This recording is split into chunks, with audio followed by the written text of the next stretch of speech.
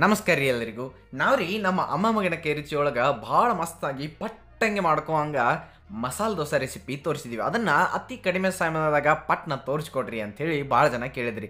ಅದಕ್ಕೆ ಇವತ್ತ ಅತಿ ಸುಲಭವಾಗಿ ಮಸ್ತಾಗಿರುವಂತಹ ನಿಮಗೆ ಏನು ಜಂಜಾಟ ಇಲ್ದ ಒಂದು ಮಸ್ತಾಗಿರುವಂತಹ ಮಸಾಲೆ ದೋಸೆ ರೆಸಿಪಿಯನ್ನು ಇವತ್ತಿನ ವಿಡಿಯೋದಾಗ ಹೆಂಗೆ ಮಾಡೋದು ಅಂತ ನೋಡ್ರಿ.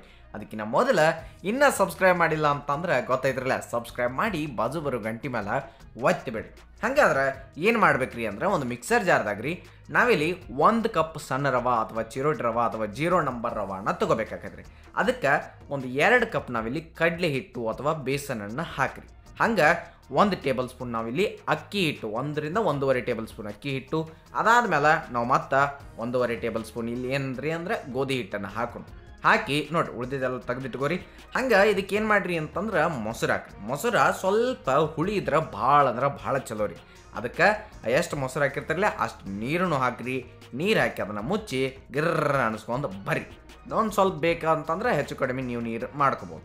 ಅದಾದಮೇಲೆ ನೆಕ್ಸ್ಟ್ ಏನು ಮಾಡಿರಿ ಅಂತಂದ್ರೆ ಅದನ್ನೆಲ್ಲ ಗಿರ್ರ ಅನ್ಸ್ಕೊಂಡು ಬಂದಿರಲಿ, ಮಿಕ್ಸರ್ ಜಾರ್ದಾಗ ಇನ್ನೊಂದು ಸ್ವಲ್ಪ ನೀರು ಹಾಕಿ ಇದು ಬ್ಯಾಟ್ರದ ಮಿಕ್ಸ್ ಮಾಡಿ ಕರೆಕ್ಟಾಗಿ ಒಂದು ಕನ್ಸಿಸ್ಟೆನ್ಸಿ ನೀವು ಬರುತ್ತಕ್ಕ ರೆಡಿ ಮಾಡಿರಿ. ಅದನ್ನು ಗೊತ್ತಾತ್ರಿ. ಈಗ ನೋಡ್ರಿ, ದೋಸೆ ಹಾಕಕ್ಕೆ ಬರೋಬ್ಬರಿ ಐತಿ. ಇದಕ್ಕೇನು ಮಾಡಿರಿ ಅಂತಂದ್ರೆ ನೋಡ್ಕೊಂಡು ರುಚಿಗೆ ತಕ್ಕಷ್ಟು ಉಪ್ಪು ಹಾಕ್ರಿ. ಅದ್ರ ಜೊತೆ ಸ್ವಲ್ಪ ಸಕ್ಕರೆ ಹಾಕ್ರಿ. ಕಲರ್ ಸ್ವಲ್ಪ ಕೆಂಪಂಗೆ ಚೆಂದಂಗೆ ಬರ್ತಾವೆ, ಅದಕ್ಕೆ ಸ್ವಲ್ಪ ಸಕ್ಕರೆ. ಇದಾದ್ಮೇಲೆ ಕಂಪ್ಲೀಟಾಗಿ ಅದನ್ನು ನೀವೇನು ಮಾಡಿರಿ ಅಂತಂದ್ರೆ ಒಂದ್ಸಲ ತಿರುಗಾಡ್ರಿ, ಚಂದಂಗಿ ಮಿಕ್ಸ್ ಮಾಡಿ ಇಡ್ರಿ. ಮಿಕ್ಸ್ ಮಾಡಿ ಒಂದು 10 ನಿಮಿಷ ಬಿಡ್ರಿ. ಅಲ್ಲಿ ತನಕ ಒಂದು ಮಸ್ತಾಗಿರುವಂತಹ ಆಲೂಗಡ್ಡೆ ಪಲ್ಯ ಈ ದೋಸೆಗೆ ಮಾಡೋಣ.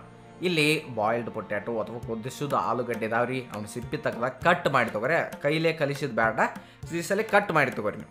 ಆಮೇಲೆ ಒಂದು ಕಡಾಯಿದಾಗ ಅಥವಾ ಒಂದು ಬಾಣಲೆದಾಗ್ರಿ ಎಣ್ಣೆ ಕಾಯಕ್ಕಿಡ್ರಿ.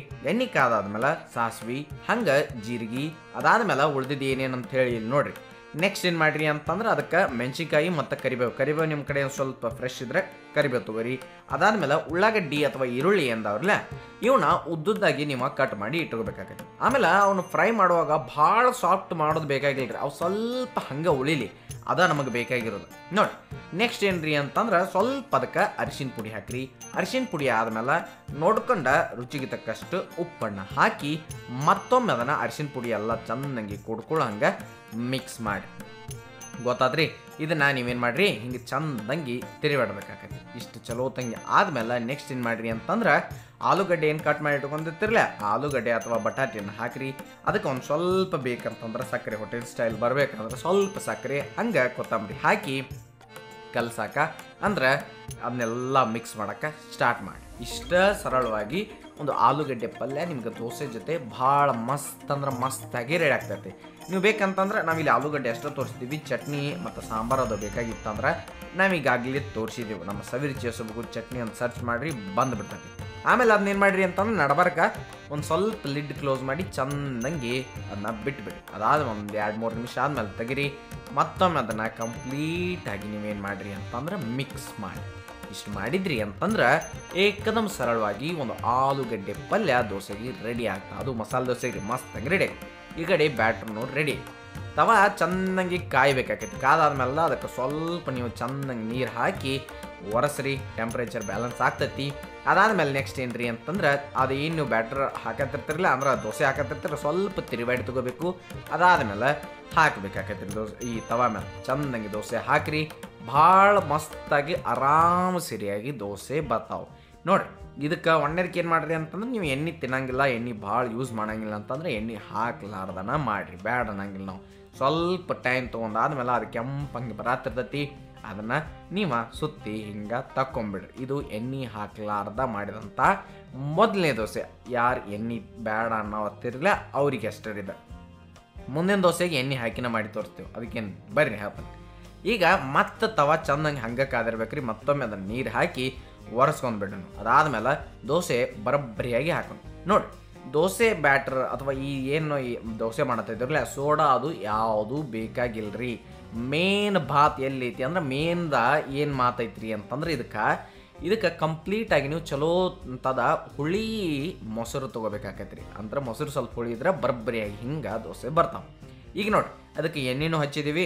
ಎಣ್ಣೆ ಹಚ್ಚಿ ಸ್ವಲ್ಪ ಅದನ್ನ ಚಂದಂಗಿ ಬೇಯಕ್ಕೆ ಬಿಟ್ಬಿಡ್ತೀವಿ. ನೀವು ಏನು ಮಾಡೋದು ಬೇಕಾಗಿಲ್ಲ, ಚೆನ್ನಾಗಿ ಬೇಯ್ತೈತೆ. ನಡಬಾರ್ಕೇನ್ರಿ ಅಂತಂದ್ರೆ ಸ್ವಲ್ಪ ಸರಿಸಿ ಇಡ್ರಿ ಅಷ್ಟೇ, ಅಂದರೆ ಎಲ್ಲ ಕಡೆ ಚೆನ್ನಾಗಿ ಬೇಯಲಿ.